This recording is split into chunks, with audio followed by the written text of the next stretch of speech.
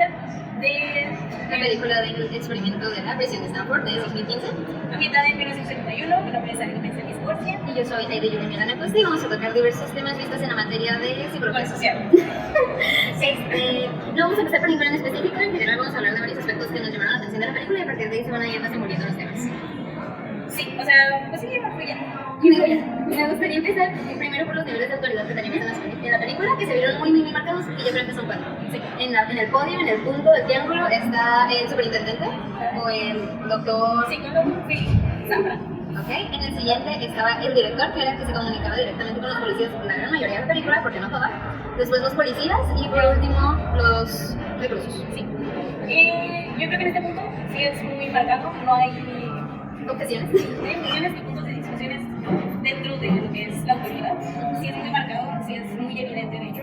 Y también el poder, creo que se conecta muy bien con este punto, porque todos tenían un cierto punto de nivel en cuanto a poder sobre el desarrollo que se fue dando dentro del experimento. En especial yo creo que el que Ejercían los policías. sí, el que ejercían los policías es un poder que se les asignó, pero que ellos fueron transformando a algo un poquito más fuerte. Sí, o sea, porque al principio la única indicación que les dan a todos es... A los reclusos no les dieron ningún tipo de instrucción. A ellos los removieron de sus hogares o del lugar en el que estuvieran con los ojos vendados. Sí. Pero a los policías se les dio una plática. Sí, y también el poder que tienen los objetos, o sea, algo material como fueron los lentes, los transformen y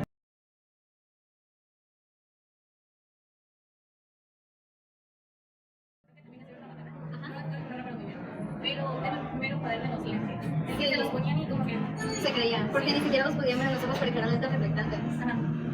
había esa desconexión entre lo que estaban haciendo dentro y sus vidas fuera. Porque ellos sí tenían esa conexión con el exterior.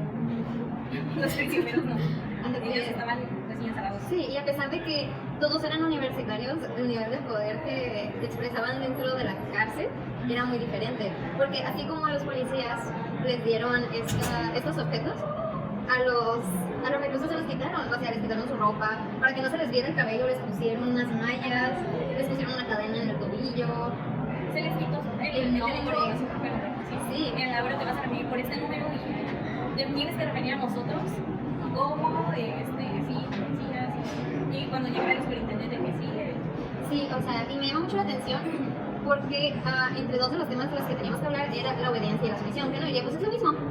Pero no, porque hay una personita que fue un recluso que marca mucho la diferencia entre un antes y un después. Al principio, los primeros 2 días, hay obediencia, ¿ok? Que fue cuando, pues por el simple hecho de que unos eran policías y otros eran reclusos. Sí, por seguir esa figura de autoridad, ¿no? Que eran los policías dentro de Sí, pero les hacían caso y hubo un punto de inflexión en el que hubo ya una agresión física, no solo violencia psicológica o verbal, sino ya una agresión de golpes, en donde marcó mucho un antes y un después porque empezó a haber deterioro psicológico en los reclusos.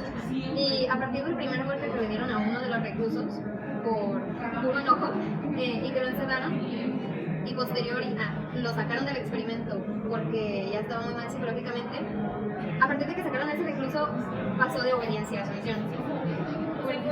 Sí, es que se fue ese personaje que ya tenía como... Ya tenía cierto liderazgo. Sí, liderazgo dentro de... Por pesar de que eran 9 nada más, ¿no? Era como de no nos pueden hacer nada. Él mantenía siempre presente, no nos pueden hacer nada, tenemos que estar hechos, esto es un experimento y cuando él se va deteriorando y se va, es como... Sí, ¿qué nos espera a nosotros? O sea, él se fue como... De ser 12 a ser 11, esta persona que vaya, los representaba o los guiaba o les ponía los pies en la tierra de esto es un experimento, se va. Los demás tienen cuenta de que, porque les echan una mentira, o sea, le dicen, lo llevamos a una cárcel de máxima seguridad y lo separamos porque era muy... Era como... Se revelaba, o sea, se revelaba demasiado, así que lo llevamos a una cárcel aparte y todos se quedaron así como, ¿cómo? Además que había ya un intento de escape con alguien más y que esa persona sentía firmemente que iba a regresar por ellos porque habían hecho un trato y que el primero que saliera iba a volver por ellos y no fue así.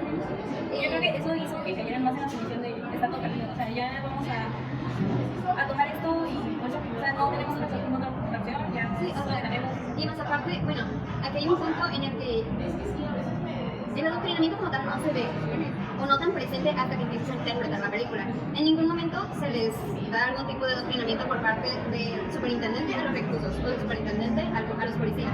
Simplemente les da la instrucción de que es un experimento, no puedes decir que es un experimento. A los policías les dicen que tienen que poner orden en la cárcel.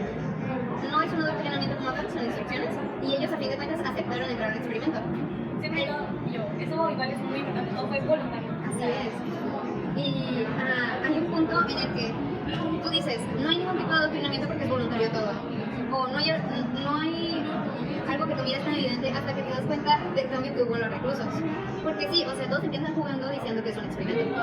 Hasta que llega un punto en el que ellos no tienen decisión porque están siendo afectados tan fuerte por los policías psicológicamente hablando que ya ni siquiera se acuerdan de que es un experimento. Sí, o sea, su percepción está completamente afectada. Sí, o sea, no. También se pudo apoyar esto de que perdía la percepción del tiempo, del espacio en el que estaba. De su propia persona. Sí, porque igual creo que es muy importante como rescatar los últimos momentos de la película, es en donde se hacen las entrevistas individuales y ya no hay un papel de Tú eres policía, tú eres... o sea, ya todos somos iguales, somos universitarios, estamos siendo parte del experimento, vamos a dar nuestra opinión de nuestra experiencia del experimento, ¿no? O sea, yo creo que sí fue como un quiebre en que se dieron cuenta de lo que pasó. Sí, o sea, porque a nosotros nos llamó muchísimo la atención la entrevista que hubo entre las dos personas que influyeron más en el experimento, que fue el policía que peor se comportó con todos y el que manejaba a todos los policías, y el recluso 8126. Que fue el recluso que tuvieron que sacar por el nivel de deterioro psicológico que ya tenía. El que sentaran a estos dos personajes que influyeron demasiado dentro del experimento fue muy fuerte, al menos yo creo que para las dos fue muy fuerte el ver esa conversación y el darse cuenta de que, ok, fue un experimento, pero ¿hasta qué punto esta persona estuvo en el experimento de esto? Sí, porque hay un punto en el que están platicando los dos y se dice, pero tú me odias. Y dice, no te odio, tú pareces muy buena persona, pero... Y dice, entonces ¿por qué me odias? Dice, porque yo sé lo que puedes llegar a convertir, en lo que puedes llegar a convertirte. Que es, entonces, sí, o sea, totalmente el desconectarse de lo que son afuera a lo que representan dentro. Sí, o sea, el simple hecho de que se ensimismaran tanto en estos personajes, desde los reclusos hasta los policías, incluso los que estaban guiando el experimento, dirigió por completo la dinámica social de toda la película. Sí, porque queriendo o no, todos fueron parte del experimento. Sí. Todos influyeron en las dinámicas que se estaban dando tanto dentro como fuera, porque también fuera de una dinámica muy marcada. Es como que a pesar de que sí está esa figura del superintendente como el experimento, ¿no? Está el doctor que lo contrató. Él no quiere que se salga algo que quiere que se mantenga en control, ¿no? Sí. Además que también fue una figura que influyó mucho. O sea, independientemente de que pues, era quien dirigía el experimento, hubo muchos momentos en donde sabían que si no se detenía, no iba a haber una vuelta atrás. Si no había una vuelta atrás y iba a tal vez ser un poco Perjudicial. sí. Sí, eso. Sí, porque la realidad es que muchas personas durante todo el experimento sí llegaron a salir, o sea, fuera dejando de lado los reclusos y los policías, personas que estaban administrando también el experimento llegaron a decir, esto es muy malo, esto ya está afectando a los reclusos de mala manera, acaba el experimento. Y creo que es un buen punto para hablar del super yo. Que fueron estas 100 figuras, pero que al final la que estuvo más presente fue la que Cristina, porque es la única que le pudo poner un estate quieto. sí, un golpe muy crudo de la realidad de lo que era el experimento para él.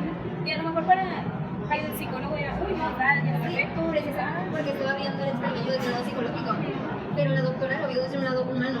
Sí. El experimento era, ya estaba deshumanizando a las personas que estaban participando en él, incluyendo al doctor Simano. Así que, y pues ya, por decir lo demás, pues el yo era el superintendente porque es el que regulaba entre los policías y los reclusos, y pues el yo, eran los policías. Así que la dinámica social que se hacía a partir de esto es hasta que llegó esta doctora porque se pudo tener un experimento que en teoría iba a durar 15 días y se redujo a 6, así que Sí, habla también creo que de el cómo ser humano te moldeas a tu contexto, a tu rol desempeñado dentro del grupo, pero sí, o sea, yo creo que al final lo que nos puede dejar y que al final nos ayuda a que conozcamos estos términos y que lo veamos plasmado de una forma más clara, es que nosotros todos tenemos un papel dentro de nuestras propias dinámicas sociales. sí, y todos tenemos un impacto impacto en otras personas. La responsabilidad de nuestras acciones, por mínimas que sean, tienen una repercusión a lo mejor muy grande para otros.